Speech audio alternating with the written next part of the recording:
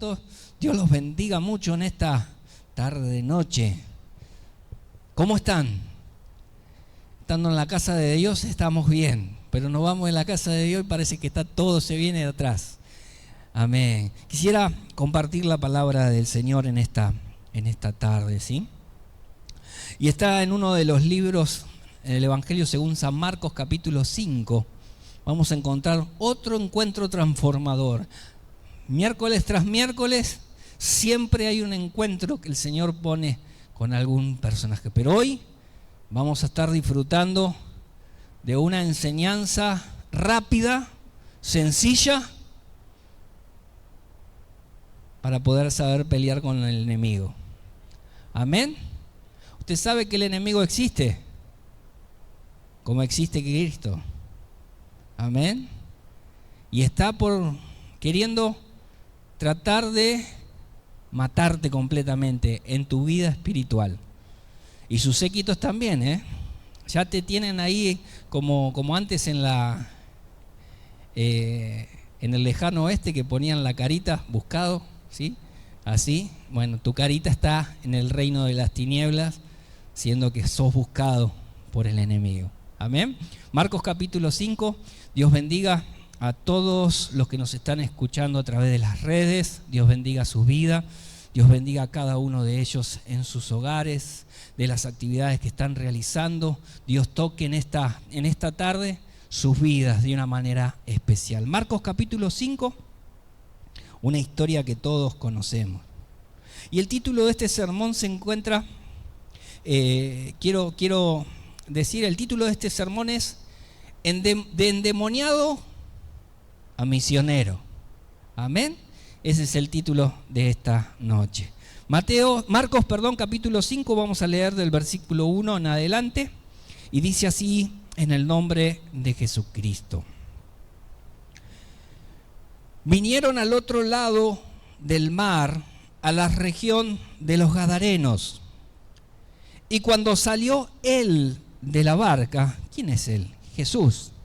Salió de la barca, enseguida vino a su encuentro de los sepulcros un hombre con un espíritu inmundo, que tenía su morada en los sepulcros y que nadie podía atarle ni aún con cadenas, porque muchas veces había sido atado con grillos y cadenas, mas las cadenas habían sido hechas pedazos por él y desmenuzados los grillos, y nadie lo podía dominar. Diga conmigo: nadie lo podía dominar. Y siempre, de día y de noche, andaba dando voces en los montes y en los sepulcros e hiriéndose con piedras. Cuando vio pues a Jesús de lejos, corrió y se arrodilló ante él, y clamando a gran voz dijo: ¿qué tienes conmigo, Jesús, Hijo del Dios Altísimo? Te conjuro por Dios que no me atormentes. Porque le decía el Señor: sal de este hombre, espíritu inmundo. Y le preguntó: ¿cómo te llamas? Y respondiendo diciendo: Legión me llamo, porque somos muchos. Y le rogaba mucho que no los enviase fuera de aquella región. Estaba allí cerca del monte un gran hato de cerdos paciendo. Y les rogaron todos los demonios, diciendo: envíanos a los cerdos para que entremos en ellos. Y luego Jesús le dio permiso. Y saliendo aquellos espíritus inmundos entraron en los cerdos, los cuales eran como 2000, y el hato se precipitó en el mar por un despeñadero, y en el mar se ahogaron. Y los que apacentaban los cerdos huyeron y dieron aviso en la ciudad y en los campos, y salieron a ver qué era aquello que había sucedido. Versículo 15. Vienen a Jesús y ven que el que había sido atormentado del demonio y que había tenido la legión, dice que estaba sentado, vestido y en su juicio cabal, y tuvieron miedo. Versículo 16. Y les contaron los que habían visto cómo le había acontecido al que había tenido el demonio y los de los cerdos. Y comenzaron a rogarle que se fuera de sus contornos. Al entrar él en la barca, él había estado endemoniado, el que había estado endemoniado le rogaba que le dejase estar con él. Mas Jesús no se lo permitió, sino que le dijo: vete a tu casa, a los tuyos, y cuéntales cuán grandes cosas el Señor ha hecho contigo y cómo he tenido misericordia de ti. Y se fue y comenzó a publicar en Decápolis cuán grandes cosas había hecho Jesús con él, y todos se maravillaban. Amén y amén. Gloria al Señor. Oramos al Señor. Vamos a ponernos en sintonía con Él para que abre nuestros sentidos espirituales, nuestros oídos, ¿sí? Todo nuestro sentido espiritual para que la palabra sea eficaz en nuestra vida. Padre, gracias por tu inmenso amor y misericordia. Bendice, Señor, esta palabra en nuestra vida y ayúdanos, Señor, a entender, mi Dios querido, tu palabra. Te damos toda la gloria a ti en el nombre de Jesucristo. Amén y amén. En este primer relato, el Señor llega a una región, sí, en Gadara. Esa región era gentil, no era una región llena de judíos. Pero antes de esa historia, hay otra historia también que nos da mucho énfasis en lo que es la vida espiritual, ¿sí? Y este texto en particular, esta palabra nos direcciona a un mensaje de tipo, ¿cómo llamarlo? De liberación, ¿sí? Es un mensaje directo al ministerio de liberación. ¿Cuántos les gustan el ministerio de liberación? ¿Qué es eso? Dicen algunos. Amén. Es reprender, ¿sí?, a personas que se encuentran en esos estados. Pero también debemos capacitarnos en esas áreas. A veces somos medios neófitos en esas áreas. Como me pasó a mí en la vida cuando era jovencito. Jovencito, que tenía unos años menos, ¿sí? Estaba recién casado y siempre estaba en los caminos del Señor. Y sucedió algo que voy a contar un poquito más adelante. Es ahí donde el Señor nos da ya un espectro de la situación. Había una tormenta, se había levantado una tormenta en aquella barca. Cuando Jesús le dice, tenemos que pasar al otro lado, y qué bueno que es el Señor, porque tiene ya planificado todo, ¿no? Y sabe dónde ir, sabe lo que tenía que hacer, y sabe verdaderamente tocar a las personas. Y es ahí que dijo, pasemos al otro lado. Y se levantó una gran tempestad, estaban en el barco de Pedro, ahí se levantó una gran tempestad en el mar, y dice que el Señor estaba durmiendo. Y se levantó una gran tormenta. Y a veces cuando se levantan tormentas en nuestra vida, ¿cómo salimos de esta? Amén. Pero ahí nos da un gran espectro de estar calmados, porque si Cristo está en nuestra barca, Él va a cambiar, va a frenar a los vientos, va a frenar las tempestades. Y se asombraron los discípulos. Y esto es lo que les quiero transmitir a la iglesia.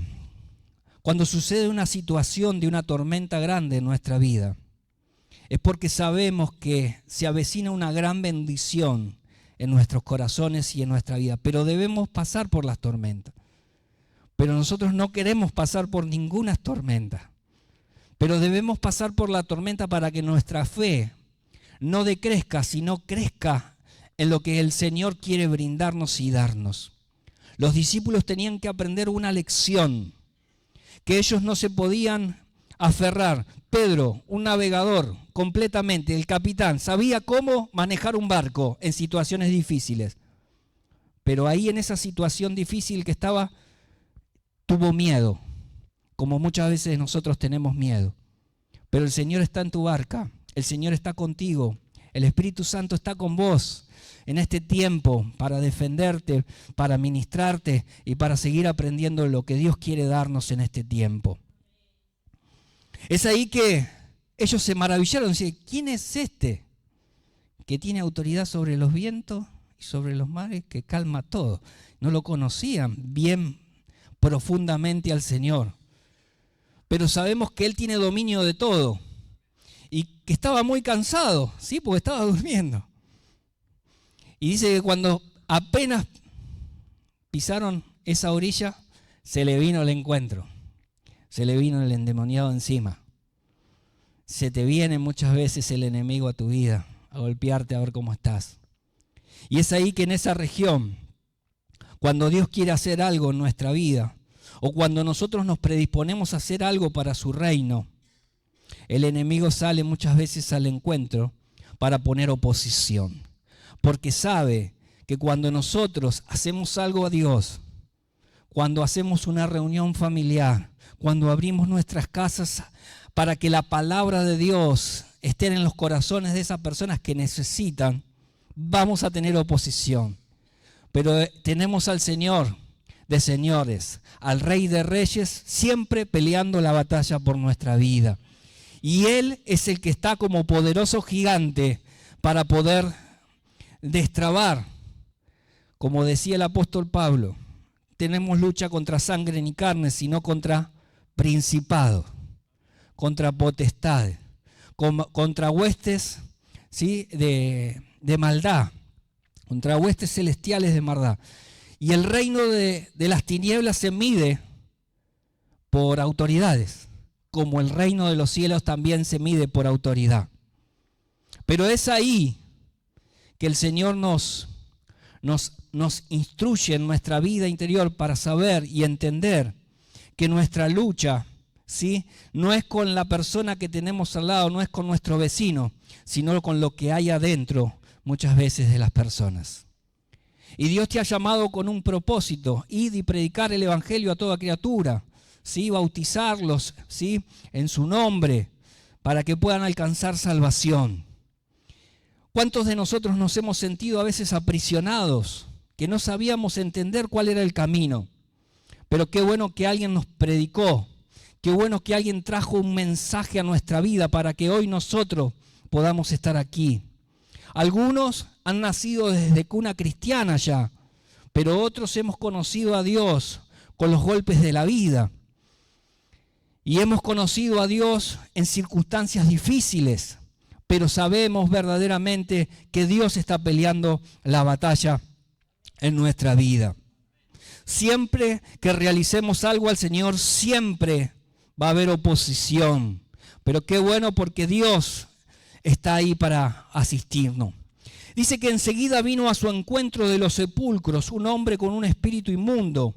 Y esta es la descripción más detallada en la Biblia que tenemos nosotros de una persona que está enajenada completamente, sin juicio alguno. Y hoy por hoy el enemigo lo que quiere hacer, siempre lo quiso hacer, es destruir la creación de Dios. Es destruir lo que Dios ha creado. Nosotros fuimos creados a imagen y semejanza de Dios. Y en nuestros juicios cabales, nos comportamos, somos sociables.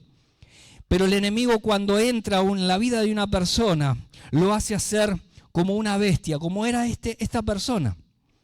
En el otro evangelio habla de 2 endemoniados que fueron al encuentro. Pero en el evangelio de Lucas y de Marco habla de solo uno. Y con ese solo uno nos va a enseñar montones de cosas que todavía capaz que no lo hemos experimentado en nuestra vida. O no tenemos a veces esa lucidez de entender, ¿sí? Lo que Cristo vino a hacer a esta tierra. Y ese endemoniado es como una bestia. Dice que le habían puesto cadenas en su vida, porque me imagino que estaba como gritando ahí en los montes. No dejaba loco a todos de la ciudad. Por eso lo tuvieron que sacar de la ciudad. Y esa persona no fue así desde su primer momento. Y el enemigo muchas veces viene cuando hay pecados deliberados en nuestra vida. o repetitivos, una tragedia inesperada, o por medio de una gran tristeza le damos lugar o derecho legal al enemigo para que pueda hacer destrozos en nuestra vida espiritual. O por medio a veces de una experiencia traumática. Cualquier fisura en nuestras defensas naturales es aprovechada por los demonios. En Lucas capítulo 8 dice que el hombre había sido poseído por demonios hace mucho tiempo. El hombre tenía una fuerza sobrenatural porque las cadenas habían sido despedazadas. El hombre era atormentado y autodestructivo, daba voces y dice también en esta palabra que se estaba hiriendo con piedras. Lo que hace el enemigo cuando entra en la vida de una persona es convertirlo en una bestia, es convertirlo en una persona destructiva completamente, pero no destructiva con los demás, sino consigo mismo. Él quiere destruir el cuerpo. Y dice también las Escrituras que el demonio entra cuando busca tierra seca, ¿sí? Y cuando no nos llenamos con el Señor, puede haber sequedad en nuestra vida espiritual. Cuando más nos llenamos, el domingo hablamos de esas aguas, ¿sí? Y Él vino a traernos, como dice que en nuestro interior brotarán ríos de agua de vida. Él vino a traer esas circunstancias. En Lucas 10, 19 dice, porque el Hijo del Hombre vino a buscar y a salvar a lo que se había perdido. Hoy te digo que el mejor camino para estar no es buscar cualquier solución en otros lados, sino es Jesucristo es la salida. Y Jesús demuestra su poder sobre esos espíritus. Podemos estar seguros de que Él no comenzó de esa manera, el endemoniado de Gadara. En un momento este hombre vivía en las aldeas, pero en su propio comportamiento irracional o salvaje convenció a los demás que él estaba poseído por un demonio y al menos fuera de sí. En Proverbios capítulo 14, versículo 12 dice, hay caminos que parecen derecho al hombre, pero su fin es camino de muerte. Y dice que en el versículo 7 que clamaba a gran voz y dijo, ¿qué tienes conmigo, hijo del Dios Altísimo? Te conjuro por Dios que no me atormentes. En ese momento cuando este hombre vino a Jesús, le dijo a los demonios que poseía a este hombre, sal de este hombre espíritu inmundo. La palabra de Dios tiene poder. Y esa es una de las claves que tiene la iglesia para deshacer las maquinaciones del enemigo. Jesús, cuando fue tentado, cuando fue llevado al desierto, y ahí estaba Satanás para tentarle, le indicó 3 veces a Satanás la palabra, escrito está. Y cuando nosotros testificamos la palabra de Dios en esas circunstancias, es cuando el enemigo no soporta su palabra. Por eso dice que la palabra tiene poder. Por tanto, al dirigirse a Jesús, ellos tenían los sellos teológicos correctos, sabían quién era. Como muchos de los de las sinagogas, los fariseos o los saduceos que no sabían o no tenían correctos bien teológicamente quién era Jesús. Los demonios que habitaban al hombre tenían un tipo de fe en Jesús, pero ellos sabían la verdadera identidad de Jesús de una manera mejor que los líderes religiosos. Pero no era una fe o conocimiento de Jesús para salvación. Santiago capítulo 2, versículo 19 dice, ¿tú crees que Dios es uno? Bien haces. También los demonios creen y tiemblan. Los demonios también atacan a los hombres que odian la imagen de Dios y lo ponen de una manera grotesca, bestial. Dice en Lucas también, el hombre no usaba ropas y vivía en un inframundo como un animal salvaje. También dice que el hombre vivía entre lo decadente y lo muerto, entre la ley judía y la distinción humana. Tenía esa morada en los sepulcros. En Juan capítulo 10:10 conocemos que el ladrón no vino sino para matar, para hurtar, y matar y destruir. Y eso es lo que hace generalmente nuestro enemigo. Corrompe la imagen de Dios en nuestra vida. Pero déjeme decirle algo. Nuestro enemigo fue desarmado cuando Jesús murió en la cruz del Calvario. En Colosenses capítulo 2, versículo 15, dice, y despojándoos a los principados y potestades, los exhibió públicamente, triunfando sobre ellos en la cruz. Y en este relato, el Señor le pregunta, ¿cómo te llamas? Y acá nosotros no tenemos que jugar con el enemigo. A Jesús no le interesaba cuál era el nombre, pero sí dejar claro de que puede una persona tener varios en su cuerpo. Porque dice que legión, que eso no es un nombre, sino que era una declaración de que, como diciéndole al Señor, mirá que somos muchos, mirá que contra nosotros no podés, como muchas veces hace el enemigo. Vos no tenés autoridad. Cuando la identidad te la da Cristo y nosotros tenemos autoridad en el nombre de Jesucristo. Amén. No tengas que tener miedo en esas circunstancias porque el Señor está respaldando tu vida. A no ser que tu vida sea contraria a lo que dice la palabra de Dios. Como los hijos de Seba. A Jesús conozco, a Pablo conozco, pero ustedes ¿quiénes son? El enemigo lo que va a hacer primeramente es matar tu identidad. ¿Y qué identidad tenemos nosotros? Fuimos justificados, fuimos salvados, somos hijos del gran rey. Amén. Somos hijos de un gran rey. Y nuestra identidad nos dio Cristo en esa cruz.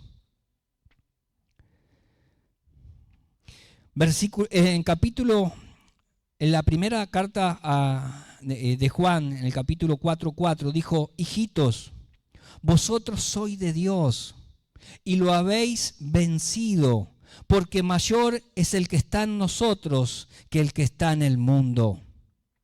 Nosotros tenemos autoridad. Estos demonios consideraban un tormento ser echado del cuerpo. ¿Por qué?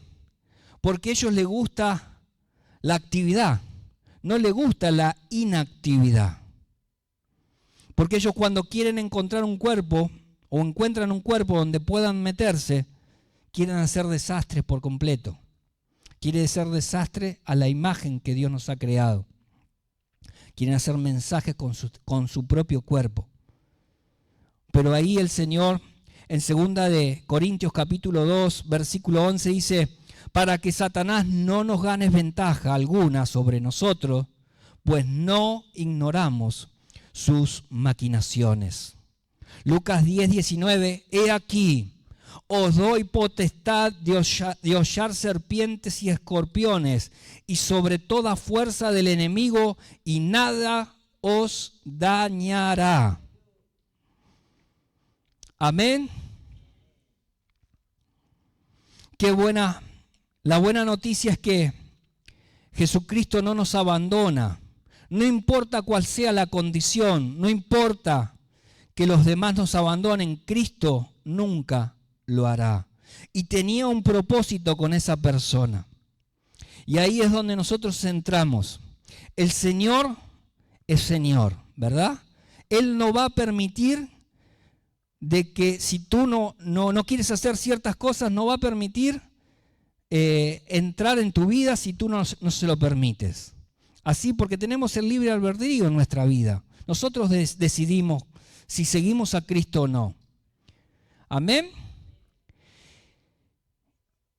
Y estas personas que se encuentran en ese estado pueden decidir de seguir quedándose en esa circunstancia o ser libres. Pero ahí es donde nosotros debemos intervenir. Y esto es algo tremendo, que Dios nos quiere enseñar en este tiempo. Cuando nosotros reprendemos a un demonio en la vida de una persona, cuando vemos que una persona está poseída y le decimos que reprendemos, el enemigo no va a salir así tan fácilmente del cuerpo, sino que la persona tiene que renunciar a lo oculto que había practicado sobre su vida. Si él no renuncia, no nos entrega la autoridad a nosotros como hijos de Dios para poderlo sacar de ese cuerpo.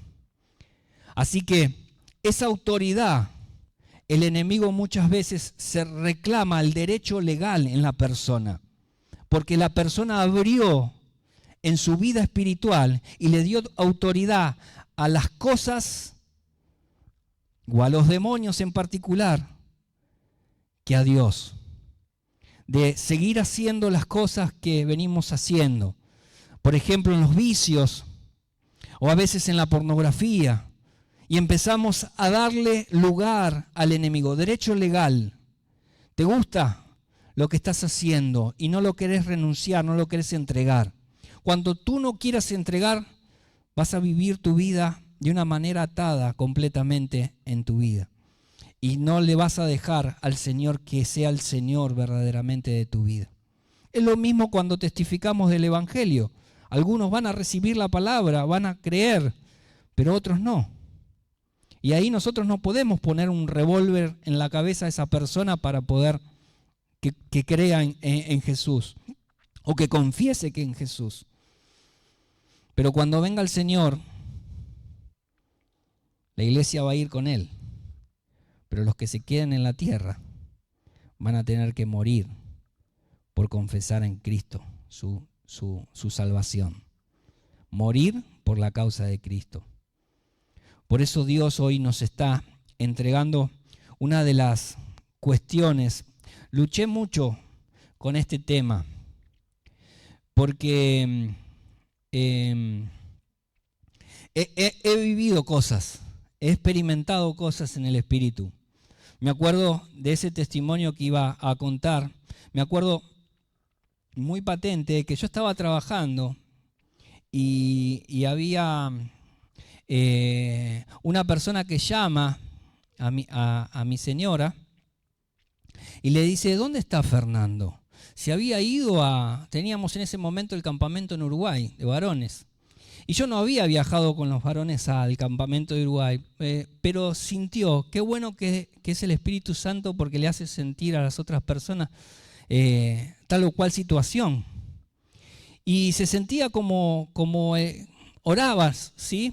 Oraban por mí para que eso que iba a pasar o suceder no sea algo feo. Y yo después, cuando vuelvo del trabajo, le cuento la situación que he vivido. Y me dice: ¿vos sabés qué? Tal persona me había llamado que te estaba inquietando en tu vida. Cuando entro al colectivo para volver hasta Constitución, en el poquito tramo desde Corrientes hasta Constitución hay unas 30 cuadras más o menos, se sube en la mitad del camino una persona con un bolso y se para enfrente mío. O sea, se pone ahí. El colectivo estaba lleno completamente y es ahí que como que se sentía que estaba nerviosa la persona. Y miraba la hora, buscaba algo en el bolso, y cuando vi que tenía algo en el bolso, tenía como un cúter, ¿sí? Que me lo mostraba así, lo sacaba. Yo digo: esta persona que... Pero cuando usted va viajando no se da ni siquiera, ni se piensa de lo que puede llegar a suceder, ¿no? Porque no va pensando: uy, me van a robar, o va caminando como si fuera normal.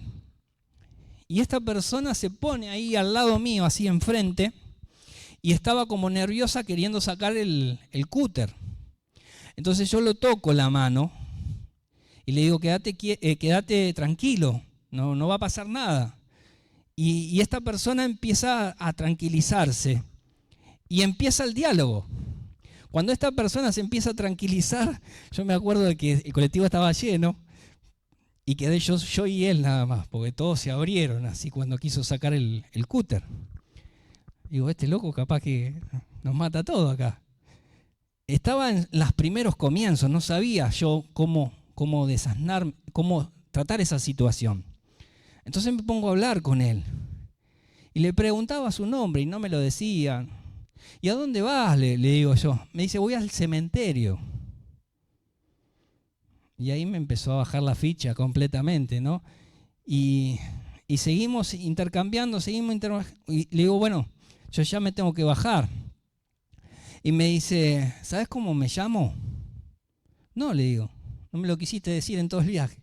Me llamo King, que en inglés es rey. Amén. Y yo bajé. Yo tendría que haber reprendido ahí completamente para que sea libre. Pero bueno, en esas circunstancias con el enemigo he tenido esas cuestiones y creo que Dios nos protege en cada situación que nosotros estemos viviendo. Dios siempre nos protege en nuestra vida. Y lo anecdótico de esto es que siempre Cristo está velando y guardando por nuestra vida. Nosotros no tenemos que temer de nada. No tenemos que tener miedo de ninguna situación. Porque sabemos que el control lo tiene Dios. Y si estamos en Cristo es un propósito. Todavía no cumplimos el propósito de Dios en esta tierra hasta que Él nos llame. El enemigo sabe que si nosotros morimos o partimos de esta tierra, nos vamos a ir con Él.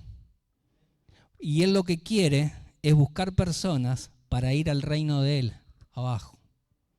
Amén. Por eso en cada momento de nuestra vida debemos pedirle al Señor que nos guíe y nos dé fortaleza. Y me llama mucho la atención lo último, la reacción de esta gente. ¿Por qué le pide a Jesús que se vayan?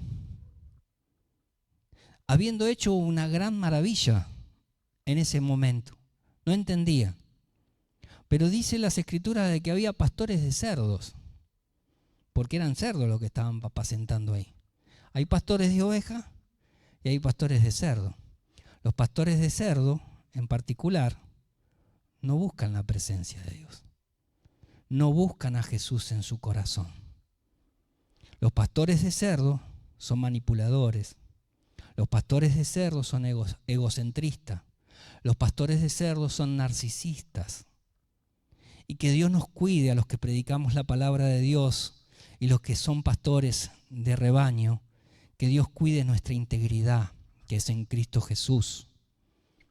Por eso nosotros debemos saber y estar confiados de que no podemos ir a cualquier lado y que hoy Dios nos ha dado pastores conforme al corazón de Dios. Por eso cada lugar es distinto, cada lugar es diferente, pero vamos a cumplir el propósito de ser maduros en las cosas del Señor. Dios no te quiere que seas un neófito o que no conozcas las Escrituras, porque cualquiera que puede hablarte o engañarte completamente lo puede distraer. Dice que en la palabra de Dios muchos golpearán la puerta, ¿sí? Señor, en tu nombre hemos hecho esto, en tu nombre hemos hecho lo otro, en tu nombre. Y el Señor dice, no los conozco. Y como también habla el apóstol de que en los postreros tiempos se van a levantar maestros conforme a sus propias concupiscencias, conforme a sus propios deseos. Y es ahí donde nosotros tenemos que tener cuidado. Primero nuestra integridad en Cristo Jesús y la integridad también de la congregación. Una responsabilidad tan grande que Dios nos ha dado en este tiempo. Segunda de Corintios capítulo 5 versículo 17 dice, de modo que si alguno está en Cristo, nueva criatura es. Las cosas viejas pasaron, he aquí, todas son hechas nuevas. Santiago 4:7 dice, someteos pues a Dios, resistir al diablo y él huirá de vosotros.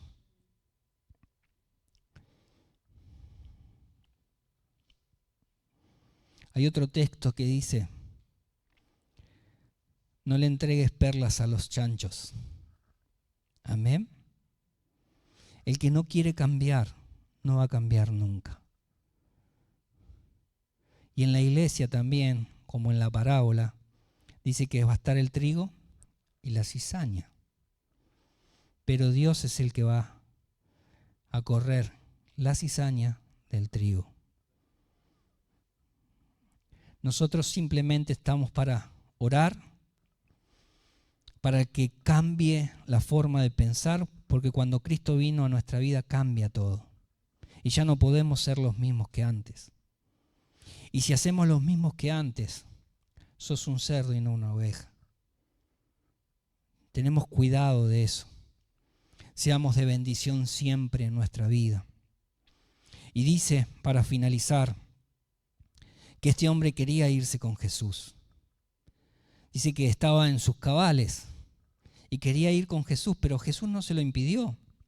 Jesús le dijo, no podés, porque tenía otro propósito para él, de ser misionero en la Decápolis. Decápolis significa 10 ciudades, ¿sí?